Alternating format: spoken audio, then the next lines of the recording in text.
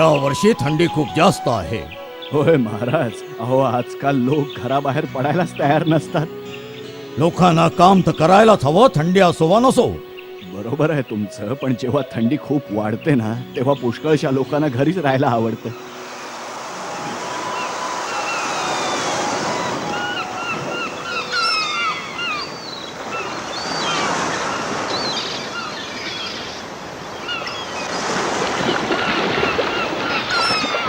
हो, या पाण्याचा तो बर्फच झालाय. तुमचं बरोबर आहे लालाजी, इतक्या थंडीत कोण बाहेर पडेल. क्षमा असावी महाराज, पण मला नाही असं वाटत. बिरबल, आपल्याला नेहमीच आमच्या विरुद्ध जाण्याची आवश्यकता नाही. क्षमा असावी महाराज, मला आपलं म्हणणं खोडायचं नव्हतं, परंतु अशीही माणसं आहेत जी अत्यंत कठीण परिस्थितीतही कठोर मेहनत करायला तयार असतात. आपलं म्हणणं आहे की पैशाकरता काहीही करणारी माणसं आहेत. होय महाराज, मला अगदी हेच म्हणायचं होतं. मला आपलं म्हणणं नाही पटत. कुठलाही मनुष्य पैशासाठी मर्यादेबाहेर नाही जाऊ शकत. आपलं म्हणणं बरोबरच आहे महाराज, मलाही असंच वाटतं. महाराज, आपल्या राज्यात असेही लोक आहेत की जे परिस्थितीमुळे थोड्याशा पैशाकरिता अत्यंत बिकट परिस्थितीला सामोरे जायला तयार असतात. तर मग तुम्ही तुमच्या म्हणण्याला सिद्ध करून दाखवू शकता. तुम्ही अशा माणसाला आणू शकता जो रात्रभर या थंड पाण्यात उभा राहू शकेल. आम्ही त्याला बक्षीस म्हणून 10 सोन्याची नाणी देऊन टाकू. होय महाराज, मला खात्री आहे इतक्या कमी मोबदल्यातही कोणी ना कोणी हे काम करायला तयार होईलच. या गोष्टीवर विश्वास ठेवणं केवळ अशक्य आहे. मला तर शंकाच वाटते. एक तर कुठलीही व्यक्ती पाणी किती थंड हे कळल्यावर या गोष्टीला तयारच होणार नाही, आणि दुसरं, एखादा मूर्ख या गोष्टीला तयार झाला तरी सकाळपर्यंत वाचणारही नाही तो महाराज. महाराज, मला पूर्ण खात्री आहे की मी अशा माणसाला आजच शोधू शकतो. ठीक आहे, मग आपणच अशा माणसाला शोधून का नाही काढत? शोधा आणि सिद्ध करा. याचा निर्णय आजच होईल. मला खात्री आहे की या वेळेस तरी तुम्ही खोटे ठराल.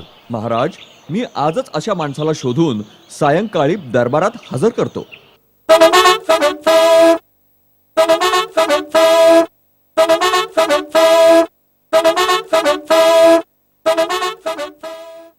महाराज, आपल्या आव्हानाचा स्वीकार करणारा माणूस मला सापडला आहे. परवानगी असेल तर त्याला आत बोलावलं जावं. अरे वा, या माणसाला मला भेटलंच पाहिजे. बिरबल, त्याला बोलवा.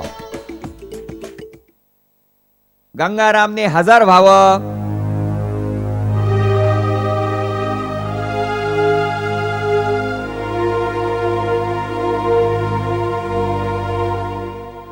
नमस्कार महाराज. बिरबलाने तुला काय करायचं ते समजावून सांगितलंय? होय महाराज, मला पूर्ण रात्र बागेतील तलावात उभं राहावं लागणार आहे. तुला भीती नाही वाटत की तलावात उभं राहून तुझा जीवही जाऊ शकतो? तुला या थंडीची काही कल्पना आहे की नाही? महाराज, मला माहित आहे की तलावातलं पाणी किती थंड आहे. केवळ 10 सोन्याच्या नाण्यांच्या बदल्यात हे करणं निव्वळ मूर्खपणा आहे. बिरबल याच्यावर नजर ठेवण्याकरता 2 सैनिक पहाऱ्यावर असतील. आजची रात्र हा आमचा पावडा आहे, याची उत्तम बर्दास्त ठेवण्यात यावी. आम्ही तुम्हा दोघांना सकाळी भेटू. बादशाह अकबर जिंदाबाद.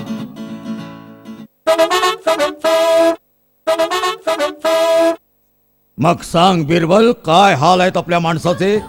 महाराज, तो बाहेरच उभा आहे. आपण त्यालाच विचारावं. गंगारामने हजर व्हावं.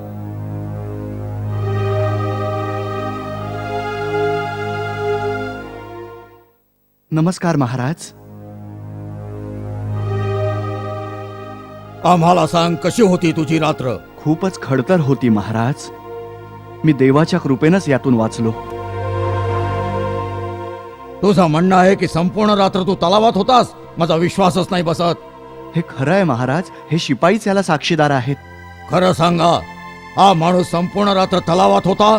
होय महाराज, सकाळ झाल्यावरच हा पाण्यातून बाहेर निघाला. आम्ही दोघे त्याच्यावर नजर ठेवून होतो. मला यावर विश्वास ठेवणं कठीण जातंय. कसं केलंस तू हे? संपूर्ण रात्र वेळ घालवायला तू काय केलंस? खरं तर महाराज,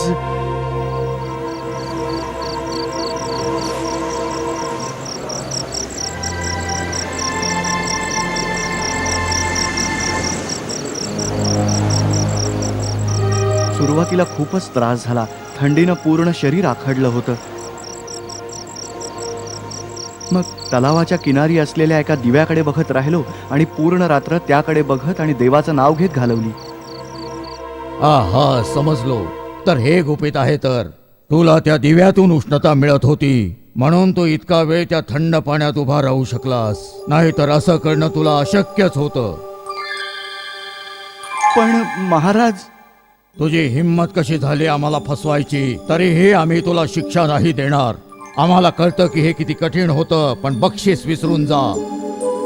पण महाराज मी बस, खूप झालं. आम्हाला काही ऐकायचं नाही. शिपायानो, या माणसाला बाहेर घेऊन जा.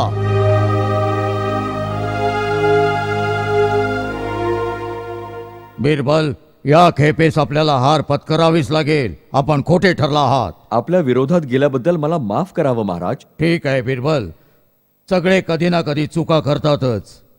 पुढे जाण्यासाठी आम्हाला वाटतं आपण आज इराणच्या बादशाच्या भेटीसाठी निर्णय घेणार होतो.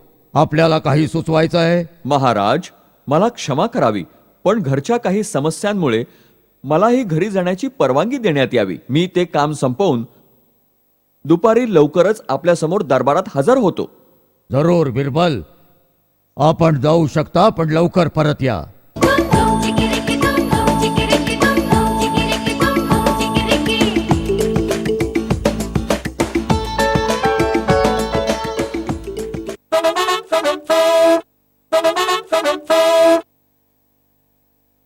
बिरबल कुठं आहेत? अजून घरना आले नाहीत? नाही महाराज, अजून परतले नाहीयेत ते. त्यांना बोलवायला कुणाला पाठवावं का आम्ही? एका शिपायाला पाठवा आणि त्यांना लवकर दरबारात हजर व्हायला सांगा. मला शहाच्या बक्षिसावर निर्णय घ्यावा लागेल, तोवर दुसरं काही काम बघा. महाराज, यंदा देशभरातून जो कर गोळा केलाय त्याची रक्कम आहे. नमस्कार महाराज. बिरबलनी सांगितलंय की ते जेवत आहेत आणि जेवण झाल्यावर ते दरबारात आपल्या समोर हजर होतील. आज बिरबलानं झालंय तरी काय? इतक्या उशिरात ते कधी जेवत नाहीत. तुम्ही अजून एक घोडा घेऊन त्यांच्या घरी जा. त्यांना सांगा लवकरच दरबारात हजर व्हा.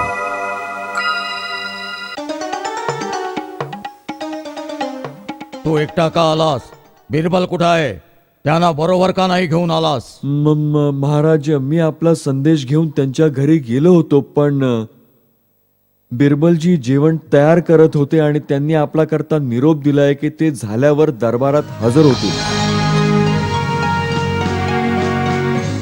आम्हाला वाटतं की स्वतः जाऊन पाहावं लागेल बिरबल काय करताय. आम्ही आत्ताच त्याच्या घरी जातो.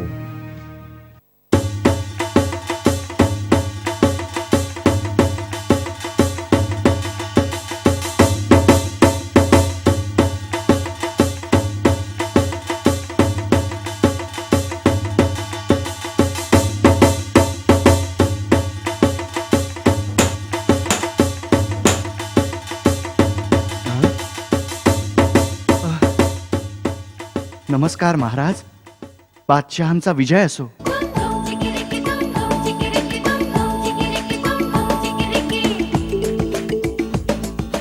आपलं स्वागत असो महाराज. जर माझ्यामुळे आपल्याला कुठलाही त्रास झाला असेल तर मी आपली माफी मागतो. काय चाललंय बिरबल? शिपाई म्हणाले की आपण जेवत आहात, आणि हे सगळं काय चाललंय काय? महाराज, ती जी वर हंडी टांगलेली दिसते ना, त्यात माझं भोजन आहे. मी खिचडी बनवतोय, पण काय करू ती अजून तयारच नाही झाली. बिरबल, आपण ठीक आहात ना? आगीपासून इतक्या वर हंडी टांगून खिचडी शिजणार तरी कशी? महाराज, मला नाही वाटत माझी यात काही चूक आहे. का नाही शिजणार? हंडी सरळ आगीच्या वर टांगलेली आहे. बिरबल, आपलं डोकं फिरलंय का? जेवणाला जोपर्यंत आच मिळणार नाही तोपर्यंत ते शिजेल कसं? आणि जर हंडी आगीपासून इतक्या वर ठेवली तर आच मिळेल कशी? महाराज, मी असा विचार केला की गंगारामला दूरच्या एका देव्यानी उष्णता मिळू शकते, तर आगीपासून थोड्याच वर टांगलेली खिचडी का शिजू शकत नाही बरं?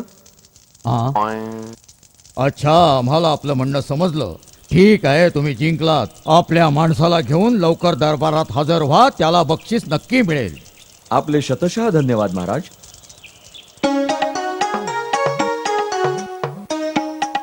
धन्यवाद महाराज. आणि बिरबल, हे आपल्या करता एका बादशाला त्याच्या चुकीची जाणीव करून देण्यासाठी मोठी हिंमत असावी लागते, आणि ती दाखवताना तुम्ही जो रस्ता निवडलात तो मोठा छान होता. शाबास. चतुर बिरबल जिंदाबाद, बादशाह अकबर जिंदाबाद. चतुर बिरबल जिंदाबाद, बादशाह अकबर जिंदाबाद. धन्यवाद महाराज.